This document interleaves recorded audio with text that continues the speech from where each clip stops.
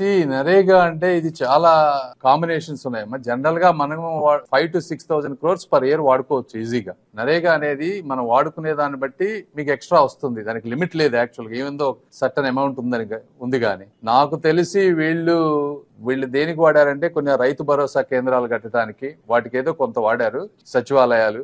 ఇప్పుడు as of today ఈ రోజు మీరు నరేగా వెబ్సైట్ కి పోతే 2,900 కోట్ల రూపాయలు ఇంకా వాడని నిధులు ఉన్నాయి అక్కడ, మ్యాచింగ్ గ్రాంట్స్ లేకపోవడం వల్ల. యాజ్ ఆఫ్ టుడే అది పరిస్థితి.